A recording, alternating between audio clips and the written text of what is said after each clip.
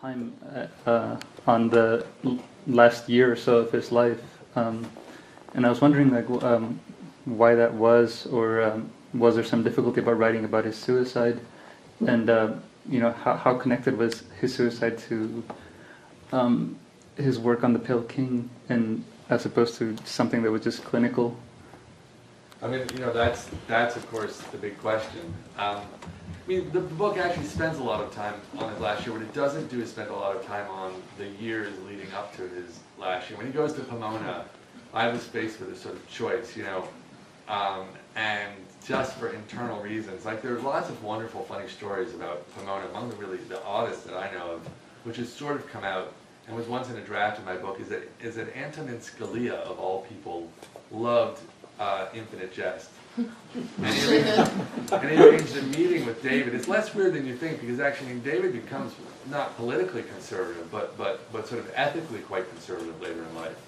I mean, he's all about personal responsibility, because that's what recovery groups are about. He's politically liberal, and he just doesn't. I mean, he basically despises Scalia. So his only requirement is that his wife Karen Green will be there when they meet. And so Scalia comes with his wife, and I mean, certainly from Karen Green's account, the whole thing was basically like, one step more mature than, Karen sneaking behind Antonin Scalia and like doing rabbit ears behind him when he wasn't looking. They were like a couple of kids. Like, that was how they dealt with it. So that was in a draft.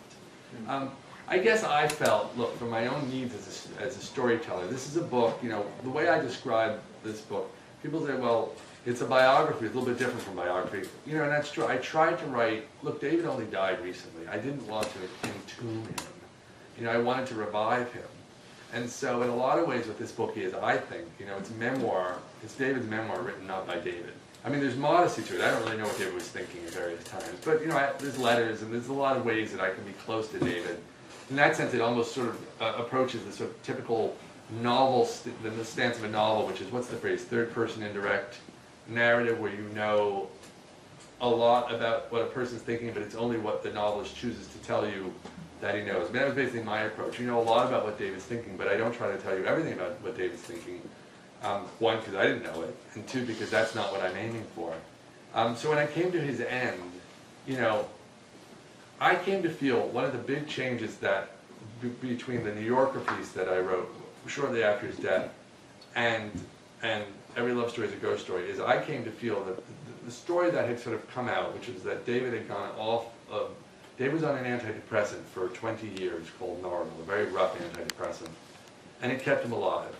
And one story that came out after his death was that he had a kind of hypertensive episode at a restaurant in Claremont, and that he'd realized how tough Nardal was on his system, so he said, I'll try some other antidepressants. So it was really, like you're saying, a medical decision that leads to an unfortunate death. But the other interpretation, which I came to believe more and more, was that David really felt blocked as a writer, and he felt that Nardal was part of the problem. And so what David does is he decides, I'm going to kind of kick loose this strut that holds my life together, and I'm going to, frankly, what he tries to do for a while is take no antidepressant at all, which is a tragic mistake, but actually comes out of his deep belief in these 12-step programs, because there is a small group within 12-step programs like Alcoholics Anonymous, which says that you should be entirely free of drugs and alcohol, including prescription medications. And David, who always wanted to be an A+ student, as that letter that I read to you suggests, he was always sort of hearing that. And when the opportunity came, going off of Nardal, he basically had promised his wife he'd go on to something else. He's like, hey, I got a great idea, I won't go on to something else. So for me, the ending of David's life is both sort of fated and utterly unnecessary.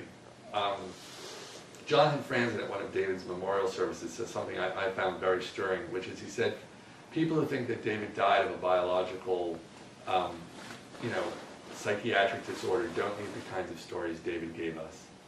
In other words, his death was complicated. It had all of these things all these things at play. And I think the more I think about it, the more I understand or try to understand David, the more I feel that it was his desire to be a writer. He was many things to many people, but he was always in his soul.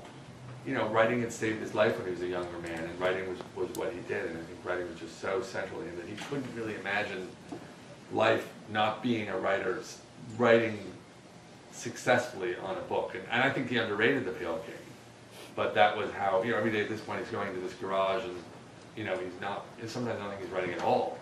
But I just think it weighed on him and weighed on him and weighed on him. And so the happiest time of David's life is also paradoxically, the time that he makes the mistake of going off as antidepressant. Why didn't I put in more sort of the stuff? Because the story's so overwhelming at that point, you know what I mean? It's just it's so big, it's so horrible. If you care about David, as I do, you really don't care that he did other things during that period. I mean, you don't really want to know what he said in class. You just want to, you want to sort of, just want to turn your head away, but you can't quite. And that was sort of the effect that I thought would be the most, to honor him the best. And on that solemn note, let's give our thanks to DT Max.